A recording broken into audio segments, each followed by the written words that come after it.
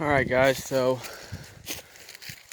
I promised you more videos would come, and now that it's warmed up a good bit, it's actually above freezing, we actually have a video. So here's the project at hand.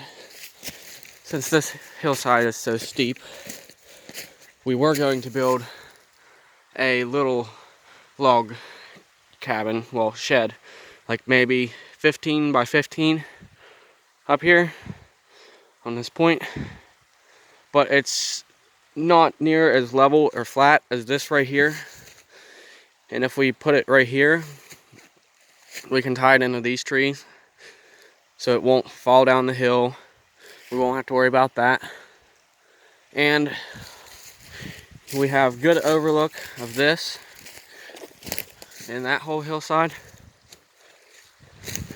Probably even kill a couple deer with it. And if you move over here, we got a good view of the road and the creek and everything else. Got a couple nice little pine trees here.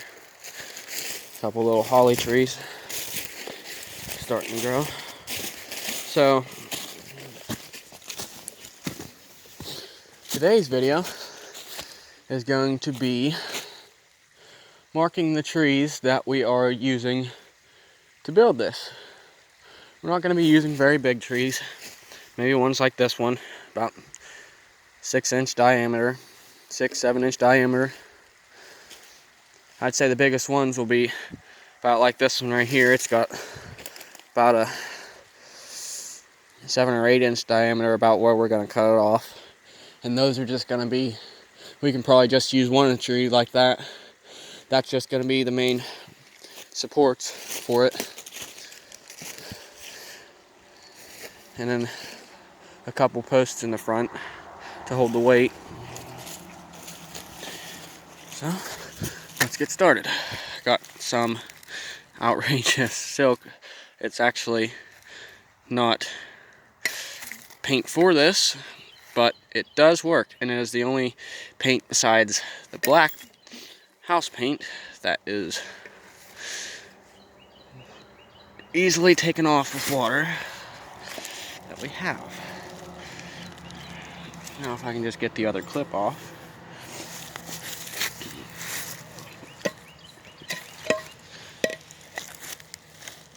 There we go. Save those.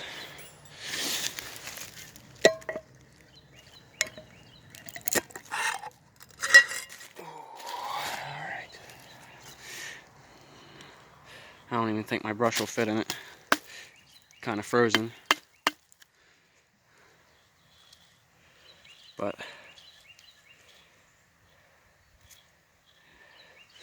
okay.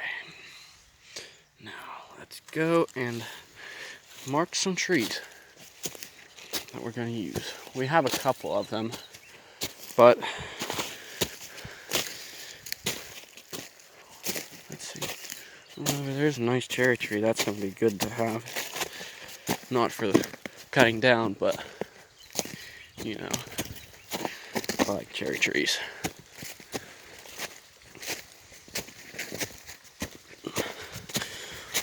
Oh, right up here's a nice one. Nice sturdy little sapling.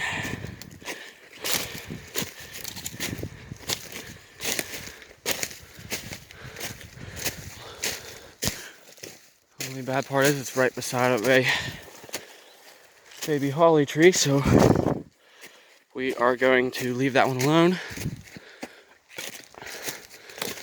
Start by marking these ones. Just leave this paint sit here. Alright. So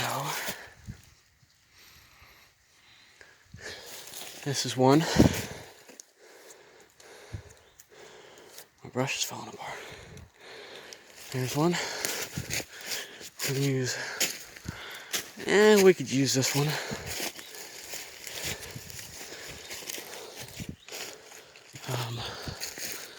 This one. Trying to space them out. Don't want to take away too many good trees in a good area. So this will be the last one from this little area. Alright, let's go up here. We'll leave these two alone. And then this one does have a curve to it, but it straightens out again.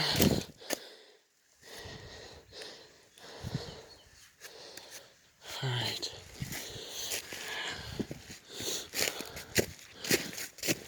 And this is not going to be all of the trees we're going to use. We're not going to use all of them from on this hillside. We're going to take some probably from down there on that hillside too. Some from over here. We already marked this one, but I'm going to mark it again with some paint. Gold to silver, shines in the sunlight.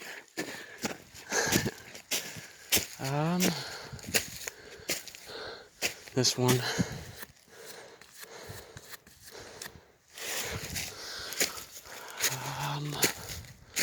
Yeah, see, here's where we were going to build it. And that's straight, and this is what the land is. So not a very good place to build.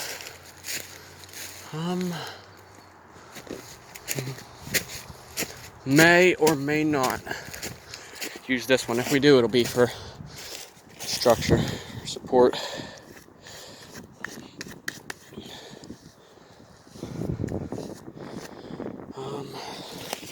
Here's my post.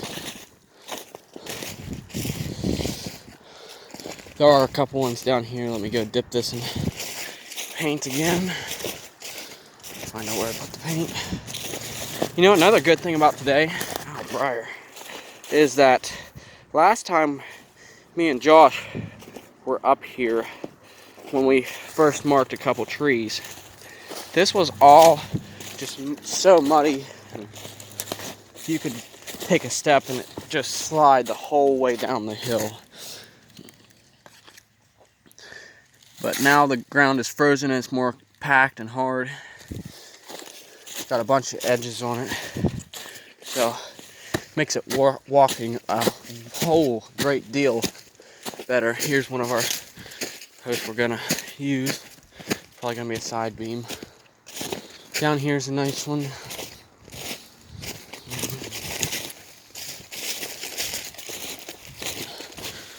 Yeah, we'll use it.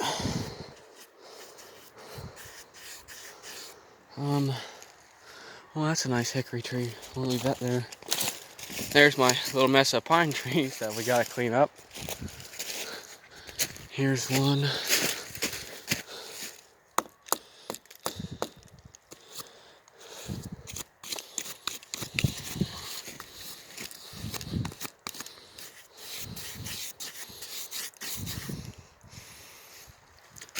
All right.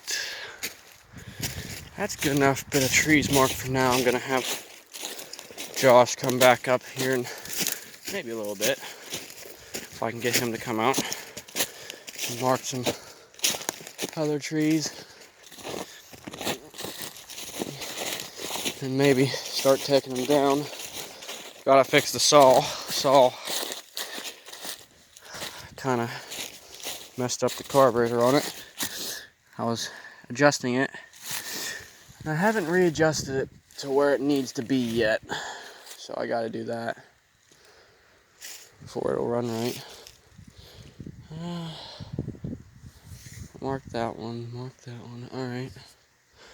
So, basically how this is gonna go, right here was our second spot we were thinking about building it at, but it's a little bit high. So, right here would be an amazing spot to build it, but we have no other trees like here for support or anything. So we figured we'd take it down there to that little flat you can see right here.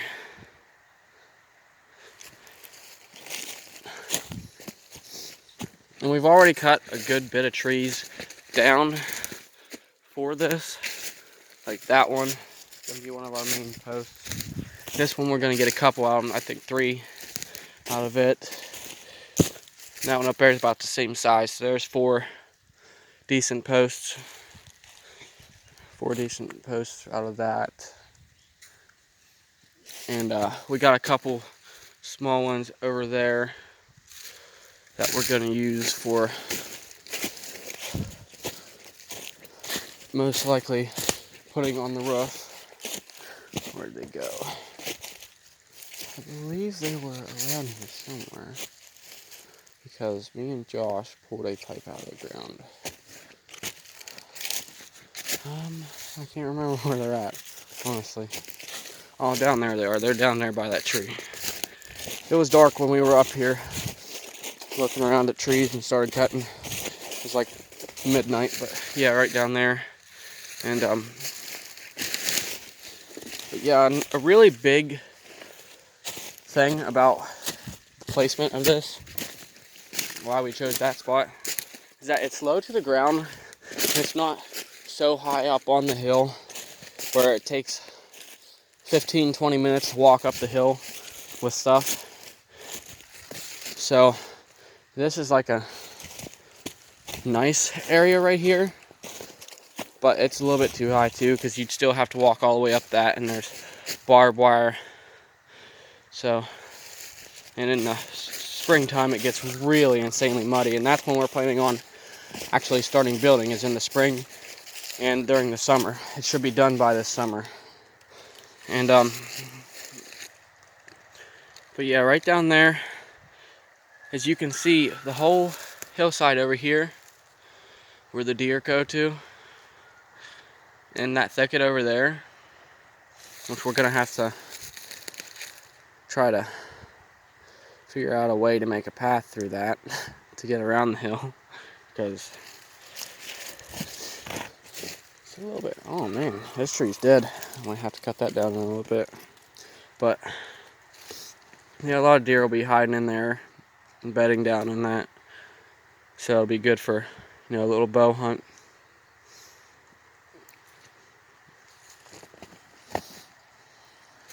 And then we got this my tree, my favorite tree right here, that I was actually thinking about putting a ladder up this, then making it like a little floor in there. That way I can see over top of everything and kind of oversee through the valley. Only problem is, I gotta get the right boards first and the right screws to put in it. I need some big hefty screws for that. They go in a little bit farther. So you can see down here where my last tree I cut down was down there. It was a little poplar. Well, it wasn't too small. It was about a 1.5 feet diameter. But I think we got a pretty good spot worked out, you know, and it's gonna be really accessible because there's a path right along the side of that little stream. We're gonna put some rocks like on the side, some nice flat rocks probably, and then make kind of like a step kind of thing up it, and it's gonna work out pretty nice actually.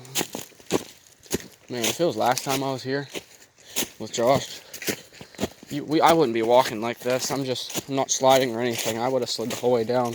Like when we were over by those little trees down here that I was showing you.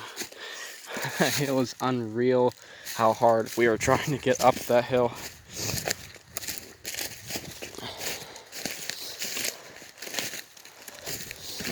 Man, I hope I don't fall and drop this paint all over me.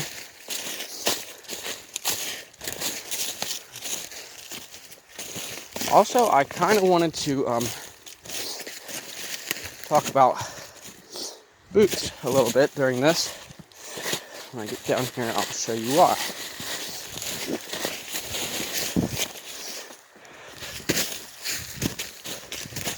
Alright, So you cannot wear average work boots up in this stuff whenever it is muddy. Believe me, I have tried and tried. Like, you see how steep that is? Yeah, that's that's insanely steep.